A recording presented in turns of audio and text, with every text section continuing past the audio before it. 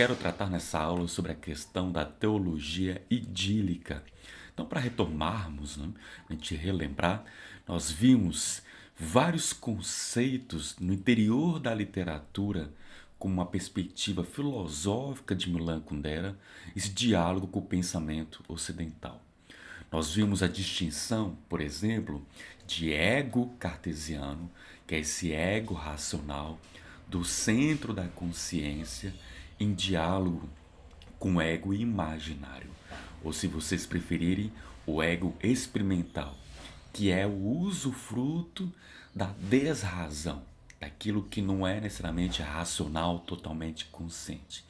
É aonde que a literatura precede a psicanálise, principalmente com a obra literária de Miguel de Cervantes, Dom Quixote, que ele vai sublinhar, o Milan Kundera, como algo de um eu imaginário, de uma imaginação subjetiva. Entretanto, ele vai cunhar o conceito de ego experimental, dialogando com a perspectiva fenomenológica, seja com Edmundo Husserl, o pai dessa tradição do pensamento que é a fenomenologia, ou principalmente com Martin Heidegger, que vai dizer na obra Ser e Tempo que o ser ficou esquecido ao longo da história. Então é preciso ter em mente que aquilo que o Martin Heidegger na obra Ser e Tempo vai querer compreender nos seus estudos de uma perspectiva ontológica, de uma crítica radical à metafísica, ou seja, uma crítica às raízes do pensamento metafísico do Ocidente, o Heidegger vai compreender que o ser, lá na origem da filosofia, com os filósofos da natureza, ou se vocês preferirem, com os pré-socráticos, vai compreender o ser como physis. Physis, sinônimo de natureza. Passado um tempo, ainda na antiguidade grega, o ser é compreendido como eidos, como ideia, como forma, na perspectiva da filosofia de Platão. Existe esse mundo fenomênico, que é esse mundo da manifestação que a consciência apreende ou a nossa percepção tenta interpretar, mas isso aqui não passa de uma espécie de uma matrix. O mundo real, a realidade, a coisa em si é exatamente esse ser que o Platão vai denominar de eidos, de forma. É um mundo inteligível, que da qual não faz parte da materialidade e que estamos inscritos, uma vez que nós estamos aprisionados ao corpo, às sensibilidades ou equívocos da percepção, é como se estivéssemos dentro da caverna. A saída da caverna, que é a saída dessa matrix, é adentrar no mundo inteligível, aos arquétipos, aos modelos primordiais de toda a verdade, que é exatamente o eidos, o mundo das ideias. O ser, num outro momento, vai ser compreendido, por exemplo, na perspectiva metafísica de Aristóteles, como ousia. Ousia significa substância primordial. De modo, qual é a essência do ser humano? Ele vai colocar, ou seja, qual é aquilo que faz com que o ser humano tenha a sua humanidade. O que faz com que o Lucas seja de fato um ser humano. Que a Maria, o José, o Gustavo, o Mateus tenha enquanto essência a característica da humanidade.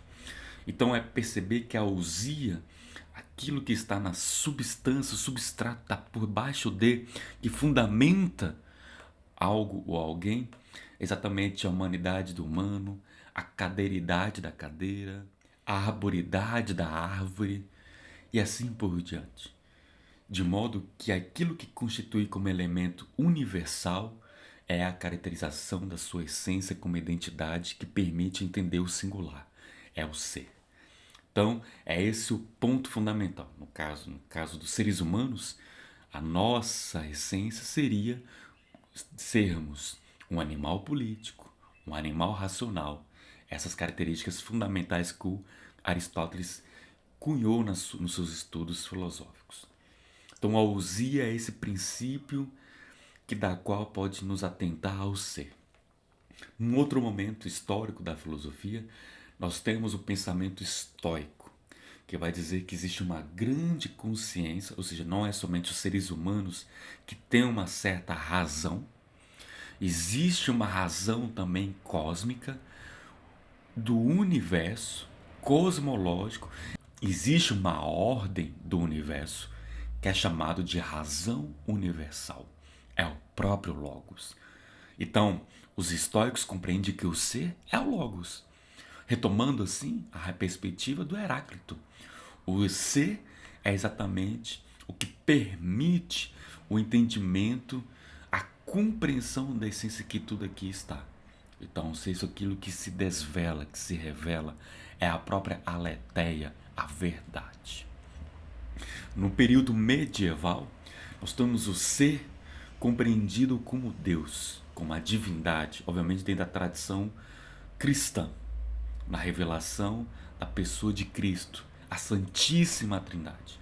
Então aqui existe uma confluência com a teologia, existe uma confluência com a perspectiva religiosa do cristianismo. Posteriormente, na modernidade, com René Descartes, é compreendido o ser como cogito, como de fato a nossa ousia, a nossa substância é a própria razão. A humanidade do ser humano está na sua racionalidade, como já tinha perscrutado na perspectiva filosófica o Aristóteles lá atrás. O Kant vai compreender que o ser é sinônimo da coisa em si. Na perspectiva do Nietzsche, o ser é a própria vida. De modo que o Nietzsche vai fazer parte da tradição que preocupa com a analítica da existência. Então nós estamos vendo o histórico. E o Martin Heidegger, no livro Ser e Tempo, está compreendendo que o ser é sempre uma busca de definição de um ente. O que é o ente? É aquilo que é. Então imaginemos essa frase. João é brasileiro. Existe aqui a compreensão de que o João é de uma determinada nacionalidade, que tem uma determinada cultura, que nasceu em um determinado aspecto geográfico, de um espaço e tempo. E por isso ele tem como elemento característico a brasilidade. Mas se nós retirarmos a palavra brasileiro, João é brasileiro, retirássemos, fica o João é. Então nós temos a compreensão de que o João não se reduz à brasilidade na sua característica existencial.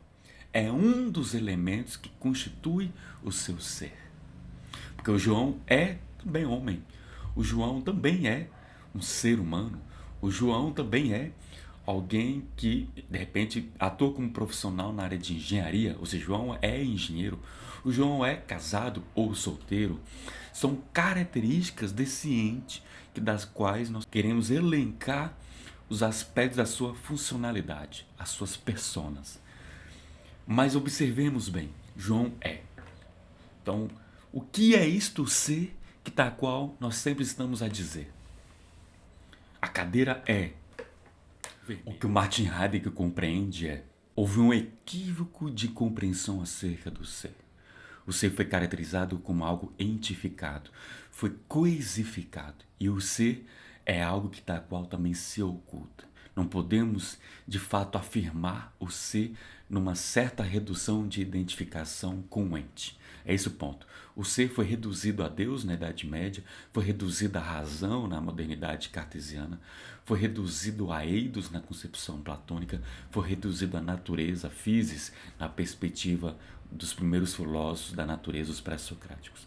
É essa a compreensão. O ser não pode ser meramente definido. Então o ser, ele está muito mais atrelado a um certo aspecto de um abismo. Por isso nos angustia.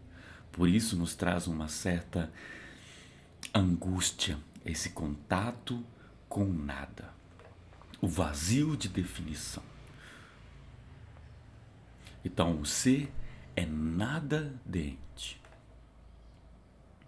É essa perspectiva que o Heidegger vai nos colocar. Para você melhor compreender, temos o curso Introdução a Sartre, o projeto de vida como curadoria de si.